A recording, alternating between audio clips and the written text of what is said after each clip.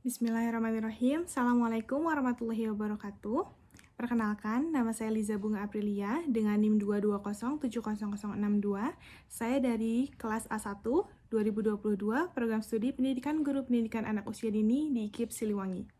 Pada kesempatan kali ini, saya akan memaparkan materi terkait permasalahan komunikasi anak usia dini untuk memenuhi syarat tugas akhir dari mata kuliah Komunikasi Anak Usia Dini dengan dosen pengampu Ibu Chandra Asri Windarsih, MPD. Komunikasi merupakan proses penyampaian pesan yang melibatkan sedikitnya dua orang sebagai sender atau pengirim dan juga receiver sebagai penerima. Proses komunikasi dapat dilaksanakan secara verbal atau langsung, ataupun nonverbal atau tidak langsung.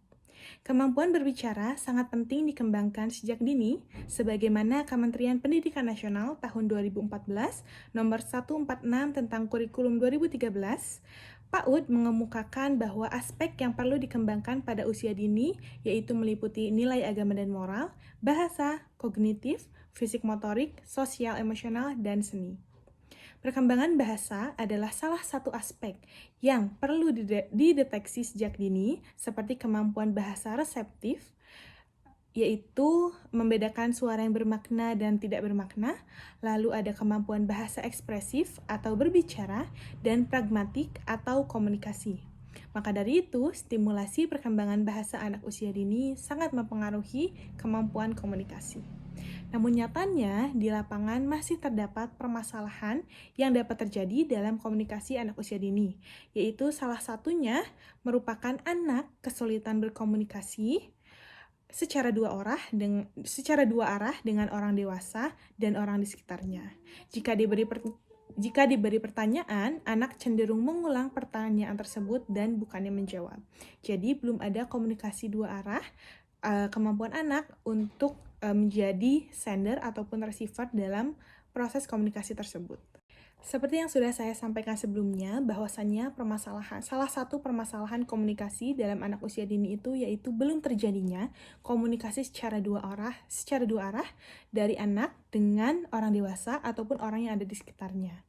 Nah, pada kasus kali ini anak tersebut itu kemampuan ekspresif berbahasanya masih cenderung kurang karena anak belum memiliki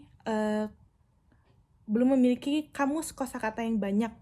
Jadi, anak masih kebingungan bagaimana caranya mengungkapkan ataupun menyampaikan apa yang dirasakannya, apa yang diinginkannya, dan apa yang dipikirkannya.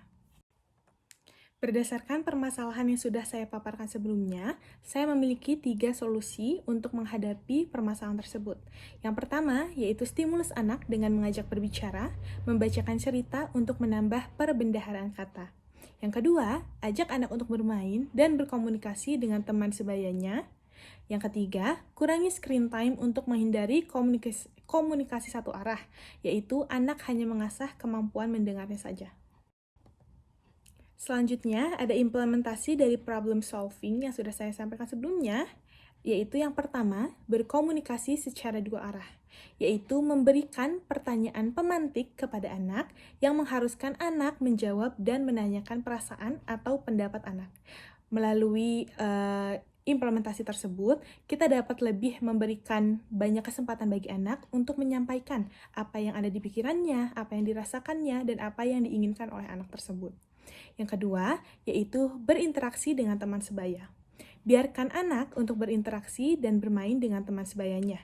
Orang tua dapat mengajak anak ke playground atau tempat yang memungkinkan anak untuk bertemu dengan teman sebayanya. Selain itu juga, orang tua dapat memasukkan anak ke dalam prasekolah ataupun PAUD untuk memberikan kesempatan bagi anak berkomunikasi dengan teman-teman sebayanya. Hal tersebut dapat menjadi salah satu implementasi dari problem solving, dalam pemecahan masalah tersebut itu dikarenakan anak dapat menumbuhkan rasa yang setara, rasa perasaan senasib dengan teman sebayanya. Hal tersebut tidak akan muncul jika anak jika anak hanya berkomunikasi dengan orang dewasa ataupun orang yang ada di sekitar anak. Nah, yang terakhir atau yang ketiga yaitu kenalkan dan dekatkan anak pada buku. Nah, orang tua atau pendidik dapat membacakan cerita atau dongeng pada anak sebelum tidur dan meminta anak untuk menceritakan kembali isi buku tersebut. Nah, dari solusi yang ketiga tersebut, kita bisa menerapkan berkomunikasi secara dua arah, nyambung kepada solusi yang tadi saya sampaikan pertama.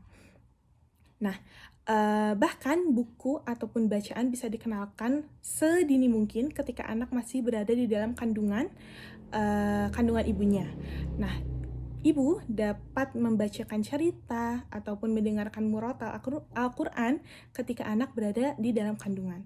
Nah, hal tersebut sudah dibuktikan dari banyaknya penelitian bahwasannya manfaat dari mengenalkan bacaan ataupun mendengarkan anak, mengenalkan anak kepada bacaan sedari dini itu dapat meningkatkan kemampuan kognitif anak tersebut.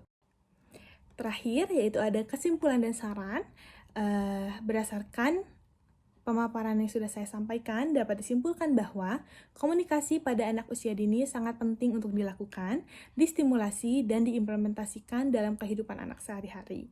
Orang tua dan pendidik perlu untuk memastikan bahwasannya kemampuan berbahasa anak terstimulasi dengan baik. Kehadiran orang tua dan pendidik sangat penting terhadap kemampuan berbahasa dan berkomunikasi anak usia dini.